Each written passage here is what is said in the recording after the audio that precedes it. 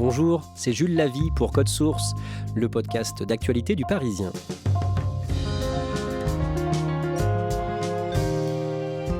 Ans de Qatar à la tête du PSG. L'émirat du Golfe Persique a racheté le club de foot parisien en 2011 avec des ambitions pharaoniques. En faire l'un des plus grands clubs de sport au monde et remporter la prestigieuse Ligue des Champions. Code Source vous propose de revivre cette décennie en 3 épisodes. Le premier, aujourd'hui, du rachat au printemps 2011 à l'arrivée de la star David Beckham en 2013. Récit de Laurent Perrin, chef de la cellule PSG du Parisien, et Frédéric Goyard, l'un des journalistes de ce service. Ladies and gentlemen, good afternoon. 2 décembre 2010, en Suisse, à Zurich, les membres du comité exécutif de la Fédération internationale de football, la FIFA, sont réunis. Ils vont attribuer les Coupes du Monde 2018 et 2022 de football. Laurent Perrin, à cette période, l'institution qui gère le foot mondial, est soupçonnée de malversation. Il y a beaucoup de suspicions autour de l'instance internationale et de son président, Sepp Blatter. Beaucoup de suspicions de corruption à tous les niveaux, dès qu'il faut organiser une compétition, dès qu'il faut attribuer des droits télé. Voilà, il n'y a pas tellement de preuves à cette époque, mais tout le monde se regarde. On sait que sur certains continents comme l'Afrique ou l'Amérique du Sud, il y a des choses pas claires qui se passent. La Russie de Vladimir Poutine est désignée pour organiser la Coupe du Monde 2018 et à la surprise générale, Frédéric Goyard, c'est le Qatar qui décroche son ticket pour 2022. The winner to organize the 2022 FIFA World Cup is Qatar. C'est un vrai coup de tonnerre parce que le Qatar, c'est ce micro-État du Golfe Persique dont personne ne s'attendait à ce qu'il décroche l'attribution de la Coupe du Monde 2022. Ça pose beaucoup de questions, notamment les températures élevées pendant l'été au Qatar. Puis c'est un tout petit État, il y a 50 km en gros pour construire tous les stades, donc on suppute des problèmes de logistique, notamment d'infrastructure, il n'y a aucun stade qui est vraiment construit. Donc ça pose beaucoup de problèmes et les gens sont vraiment très très surpris par ces annonces.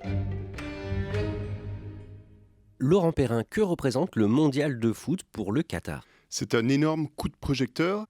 Ça dépasse largement les frontières du foot. Au niveau du foot, le Qatar, c'est rien du tout. D'ailleurs, ça ne les passionne pas plus que ça. Mais l'État s'est engagé dans une voie de ce qu'on appelle le soft power, c'est-à-dire que leur ressource, c'est le gaz. Et donc, ils cherchent à se diversifier par différents niveaux, et notamment en investissant très lourdement dans le sport. Cette Coupe du Monde, c'est le premier pas vers une existence, c'est-à-dire que le monde entier se focalise sur le Qatar et ça leur donne un pouvoir tout nouveau pour eux. Moins de 2 semaines avant ce vote, le 23 novembre, un déjeuner important a eu lieu à l'Élysée. Le président de l'UEFA, l'instance européenne du foot, Michel Platini, devait s'entretenir seul, en tête-à-tête, avec le président Nicolas Sarkozy, Laurent Perrin. Il pensait que c'était un tête-à-tête et puis quand il arrive, il y a d'autres personnes. Il y a notamment le prince Tamim, qui est le fils de l'émir du Qatar. Autour de la table, il y a aussi Sébastien Bazin, un ami du président Nicolas Sarkozy. Sébastien Bazin est propriétaire du PSG à travers le fonds d'investissement qu'il préside, Colonie Capital, et il cherche à revendre le club. Frédéric Goyard, pour qu'on comprenne bien, pendant ce déjeuner à l'Élysée, il est donc question du PSG et du Mondial 2022, c'est ça ? Le Qatar dit qu'en gros, il peut étudier le rachat du Paris Saint-Germain en échange d'un coup de pouce, d'un soutien de la France dans sa quête de la Coupe du Monde 2022. Un échange de bons procédés en quelque sorte. Et en tout cas, après ce déjeuner, le président de l'UEFA, Michel Platini, va voter pour le Qatar pour 2022. Et il expliquera par la suite que sa décision avait été prise bien avant, qu'il n'avait pas besoin d'une pression quelconque de Nicolas Sarkozy pour se décider. Et ce qu'il faut reconnaître, c'est que Platini, en tant que président de l'UEFA, a toujours été ouvert et a toujours poussé pour que l'instance s'ouvre au maximum. C'est-à-dire que le foot ne soit pas réservé aux pays classiques d'Europe occidentale ou d'Amérique du Sud. Donc c'était assez logique, compte tenu de ses convictions et de sa mentalité, qu'il accorde sa voix au Qatar. J'ai voté pour le Qatar parce que ça faisait 7 fois que le monde arabe perdait les Coupes du Monde, 6 ou 7 fois, et que ce sont des gens passionnés de football, et que c'est un territoire où on n'avait jamais été. Le Qatar obtient l'organisation de la Coupe du Monde 2022 le 2 décembre, et 3 semaines plus tard, le 22 décembre 2010, le Parisien titre « La rumeur qatarienne agite toujours le PSG ». Frédéric Goyard, à ce moment-là, dans quel état se trouve le Paris Saint-Germain. Alors le PSG n'est pas le meilleur club de France. Le PSG termine 4e à l'issue de la saison 2010-2011. Et puis surtout, il n'arrive pas à retrouver une place en Ligue des Champions, qui est l'objectif final pour, entre guillemets, venir abonder les caisses du club. Le PSG perd beaucoup d'argent et accuse 20 millions d'euros de déficit pour 2010-2011. Le club est aussi gangréné par la violence, le hooliganisme. Un paroxysme est atteint quelques mois plus tôt, le 28 février 2010, avec la mort d'un supporter, Yann Laurence, battu à mort aux abords du Parc des Princes. Et quelques jours plus tard, le président du PSG, Robin Leproux, lance un appel au pouvoir public pour en finir avec les ultras. Dans l'enceinte du stade, on arrive à la contenir, cette violence, si je peux le dire. On n'arrive pas à l'endiguer, mais on arrive à la contenir et on a pris toutes nos responsabilités. On a, vous le savez, un dispositif considérable de 140 caméras. On a un budget qui est le plus important de la Ligue 1 que nous allouons pour qu'il n'y ait pas de débordement dans le stade. Mais en dehors du stade, là où c'est devenu un terrain de fight, pour employer le terme consacré malheureusement aujourd'hui, nous, le PSG, on ne peut pas s'en sortir. On ne peut pas s'en sortir seul. Donc le président Leproux va lancer un appel très clair au pouvoir public en disant « Paris Saint-Germain n'est pas en mesure de faire régner l'ordre public, donc aidez-nous ». Et suite à cet appel, il va y avoir une réunion au ministère de l'Intérieur. Le 18 mai, Laurent Perrin, le président Robin Leproux, annonce plusieurs mesures fortes. Fini les abonnements et les associations de supporters. Place aux tickets aléatoires. On ne sait pas du coup avec qui on sera au stade. Les ultras désertent le parc. Le plan Leproux permet au PSG de changer d'image ? Elle permet de changer d'image, elle permet surtout de faire place nette au Parc des Princes, c'est-à-dire de mettre dehors tous les fauteurs de troubles, qu'ils soient du côté Boulogne ou du côté Auteuil, les deux virages de supporters. Il est bien évident qu'un club gangréné par la violence est totalement impossible à vendre. Au printemps 2011, la piste du rachat du Paris Saint-Germain par le Qatar se concrétise. Le 31 mai, le propriétaire du club, Sébastien Bazin, officialise pendant une conférence de presse au Parc des Princes l'entrée d'investisseurs qatariens dans le club de la capitale. Je vous avais dit que nous étions là pour 5 ans. Eh bien, vous savez quoi, nous sommes encore là pour 3-4 ans aux côtés de nos amis qataris. Ils prennent 70% du club. Ils vont en assurer, bien sûr, le contrôle et donc les décisions majeures. Oui, alors il annonce que QSI, alors ça veut dire Qatar Sport Investments, rachète le club. En fait, derrière ces 3 lettres se cache un fonds d'investissement créé en 2005 qui est actif dans le sport, les loisirs. Et c'est ce fonds qui va racheter le club. À la tête de ce fonds, on trouve Nasser Al-Khelaifi qui va devenir le président du Paris Saint-Germain. Frédéric Goyard, qui est Nasser Al-Khelaifi ? Nasser Al-Khelaifi, c'est le patron de Al Jazeera Sport qui retransmet des compétitions sportives, notamment dans le golfe Persique, qui a aussi une chaîne en France. Et puis, c'est un ancien tennisman professionnel qatarien qui jouait pour l'équipe de Coupe Davis il y a quelques années auparavant. Et Nasser Al-Khelaifi, c'est surtout un proche de la famille royale et du prince Tamim qui va devenir quelques années plus tard l'émir du Qatar. Le rachat par QSI est effectif le 30 juin à 13h. Et dès le lendemain, le 1er juillet, Laurent Perrin, le nouveau président du club, Nasser Al-Khelaifi, vous accorde sa première interview. Il se fixe des objectifs très ambitieux. Il souhaite d'abord gagner la Ligue des Champions d'ici 4 à 5 ans. Il souhaite faire du PSG l'une des 5 ou 10 plus grandes franchises de sport du monde. Et puis enfin, il espère former le futur Messi. Pourquoi les Qataris veulent à tout prix remporter la Ligue des Champions ? Parce qu'au Qatar, en fait, qui n'est pas un grand pays de football, une des seules choses qu'ils connaissent du foot, c'est la Ligue des Champions et la Coupe du Monde. Alors la Coupe du Monde, ils obtiennent leur organisation pour 2022. Puis après, l'autre grand rêve, c'est la Ligue des Champions. C'est la piste aux étoiles. C'est là que les plus grands clubs du monde se battent. Le Real Madrid, Manchester United, le Bayern. Et donc, eux rêvent d'avoir leur club à eux, leur nouveau club, le Paris Saint-Germain, s'inviter dans la cour des grands. Pour mener à bien son projet, le président Nasser Al-Khelaifi a carte blanche et il va s'accompagner des meilleurs dans leur domaine, à commencer par un ancien joueur du Paris Saint-Germain, Frédéric Goyard, Leonardo. Leonardo a gagné une Coupe du Monde en 1994. Il était également en finale contre la France en 1998 au Stade de France quand Zidane met ses 2 buts lors du fameux 3-0. Et c'est aussi un grand dirigeant. Il a entraîné l'Inter de Milan, il a entraîné le grand rival de l'Inter Milan, le Milan AC. Et surtout, il s'est formé à côté de Adriano Galliani, qui est un très très grand dirigeant italien. Il a appris comment on fait un transfert, comment on négocie un salaire. Il connaît tout des arcanes du football. Le président du PSG, Nasser El-Khelaifi, donne à Leonardo les pleins pouvoirs pour recruter pendant le marché estival des transferts de joueurs, le mercato d'été.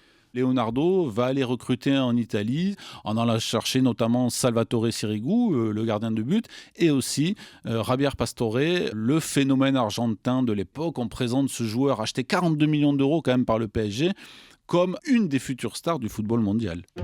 L'attaquant Javier Pastore est présenté en grande pompe au Parc des Princes le 8 août. Comment réagissent les supporters ? C'est juste avant le match face à Lorient. Il y a 45 000 environ spectateurs dans le stade. L'attraction du championnat au jour d'aujourd'hui, c'est Javier Pastore, l'Argentin qui jouait à Palerme, 22 ans. Il va être présenté au public du Parc des Princes. Dans quelques secondes, vous le découvrez. Et là, le Paris Saint-Germain, c'est très rare, va présenter Javier Pastore qui arrive sur la pelouse sous les vivas du public. Il vient sur la pelouse du Parc des Princes saluer ses futurs supporters. Pour les spectateurs, c'est totalement fou. Le PSG est véritablement en train de changer de dimension. Et à la rentrée, le Parisien titre au sujet du PSG « L'été de tous les records ». Eh bien oui, parce que le Paris Saint-Germain, en un été, a dépensé 89 millions d'euros. C'est énorme pour Paris, on n'a jamais vu ça. À l'époque, seul Manchester City fait mieux, donc le PSG est déjà vice-champion d'Europe des transferts, c'est dingue. Laurent Perrin, le 7 octobre, le président Nasser El-Khelaifi intronise son nouveau directeur général délégué, un certain Jean-Claude Blanc. Qui est-il ? Jean-Claude Blanc, c'est tout simplement le meilleur manager sportif en France. Il a été directeur général de la Fédération française de tennis. Il a ensuite été directeur général de la Juventus Turin. Il a même été président. C'est l'homme qu'il faut mettre à côté de Leonardo pour que le projet PSG soit totalement solide. C'est donc l'homme de confiance de Nasser El-Khelaifi et c'est lui qui chapeaute tous les sujets au quotidien ? C'est lui qui chapeaute tous les sujets qui ne concernent pas l'aspect sportif. Merchandising, marketing, les ouvertures de boutiques partout dans le monde. Pour faire de la marque PSG dans son ensemble, l'une des plus grandes marques du monde, il chapeaute tout ça en étroite collaboration avec Nasser. Frédéric Goyard, le 14 novembre, le Parisien titre « L'étrange communication du PSG ». Pourquoi ? Eh bien parce qu'on apprend à vivre avec la culture du secret, qui est une marque de fabrique vraiment du Qatar. Donc un secret, entre guillemets, a été inventé. À ce moment-là, on évoque un rendez-vous secret entre Leonardo, le directeur sportif du Paris Saint-Germain, et Carlo Ancelotti, l'entraîneur italien. Donc ça veut dire que l'entraîneur du Paris Saint-Germain à l'époque, qui est Antoine Kombouaré, est directement menacé. Malgré tout, le Paris Saint-Germain à l'époque se tait. Il n'y a pas un mot. Donc c'est pour ça qu'à l'époque, on titre « L'étrange communication » qui finalement n'en est pas une. Et moins d'une semaine plus tard, le 20 novembre, l'entraîneur Antoine Kombouaré tient une conférence de presse. Antoine Kombouaré sait qu'il est directement menacé par sa direction. Est-ce qu'il va sauter ? Dans quel timing ?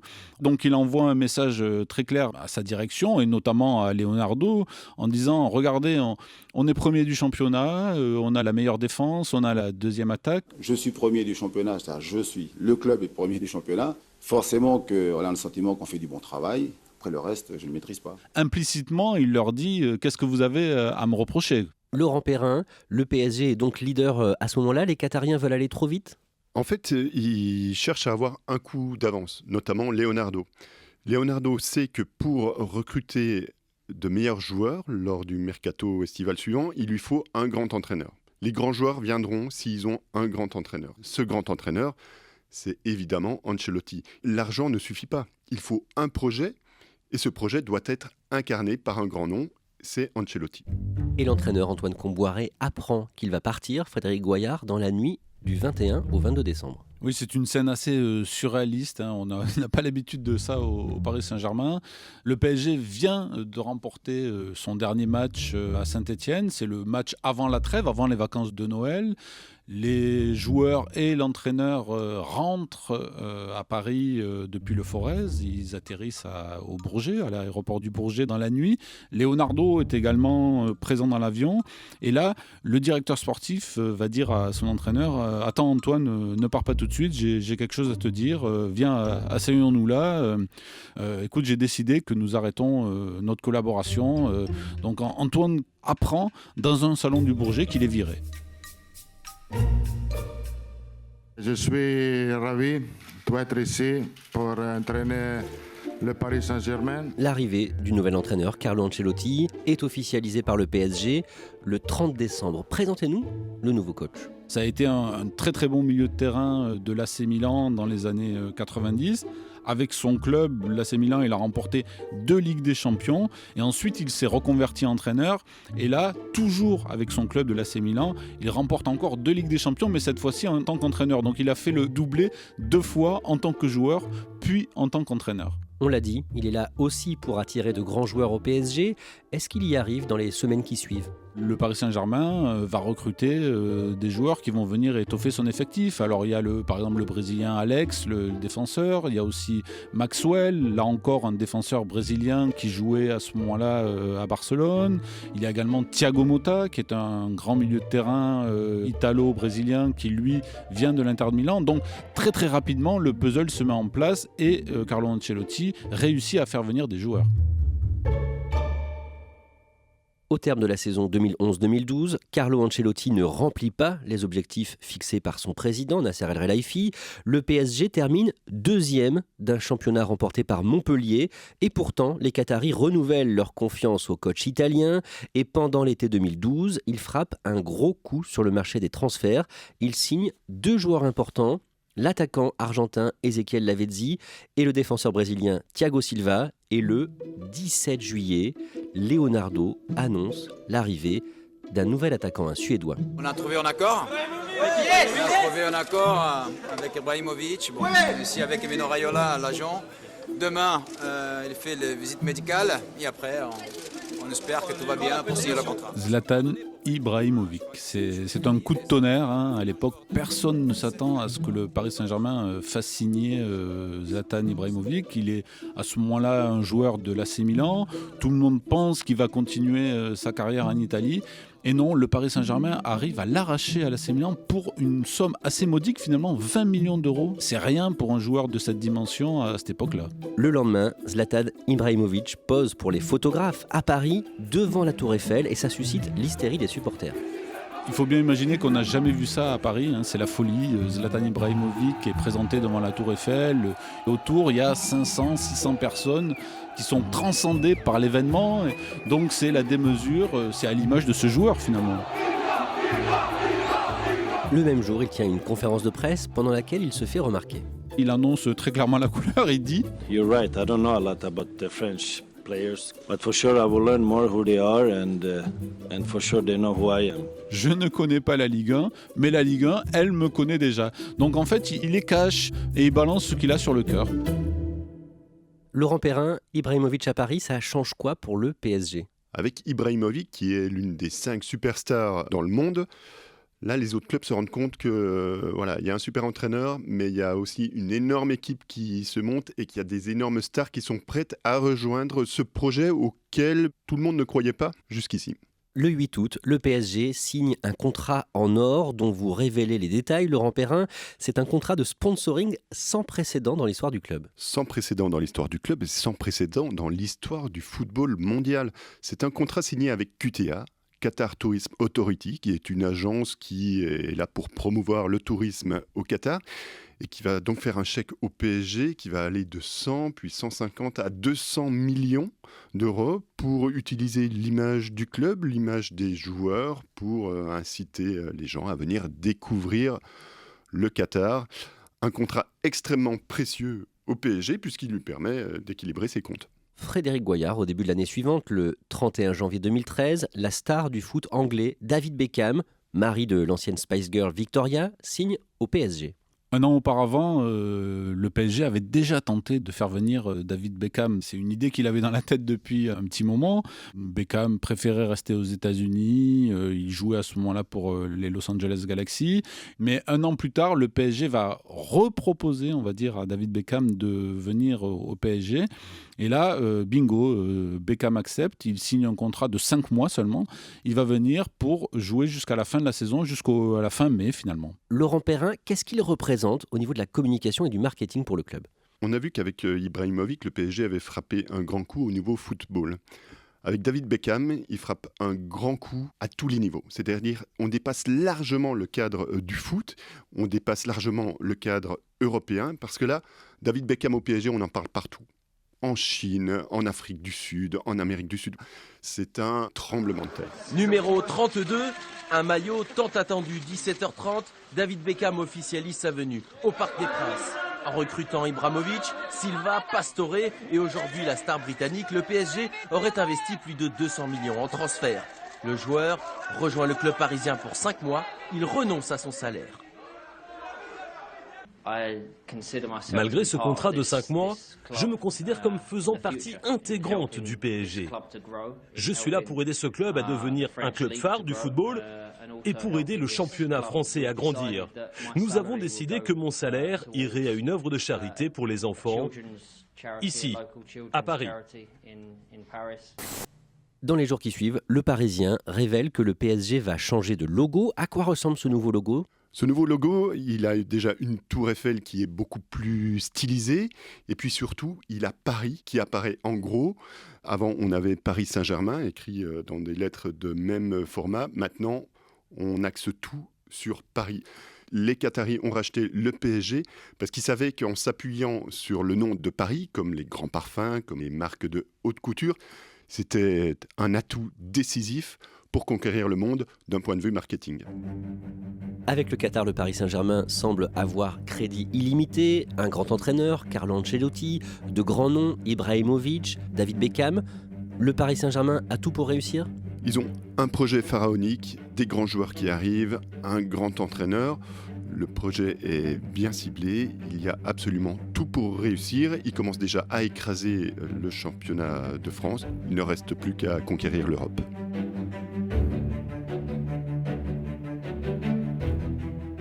Merci Laurent Perrin, Frédéric Goyard. Dans le prochain épisode de ce podcast en 3 parties, nous raconterons les 5 années suivantes avec de profondes divisions à la tête du PSG, une domination sur le championnat de France et la cinglante défaite de 2017 en Ligue des Champions face au Barça de Léo Messi et Neymar, la fameuse remontada. Cette série a été conçue et préparée par Raphaël Pueyo, épisode produit par Clara Garnier-Amouroux et Sarah Amni, réalisation Julien Moncouquiol. Code Source, le podcast d'actualité du Parisien, est disponible sur toutes les plateformes. Nous publions un nouvel épisode chaque soir de la semaine. Pour n'en rater aucun, n'oubliez pas de vous abonner. Et puis si vous aimez Code Source, n'hésitez pas à laisser un commentaire sur votre application audio préférée.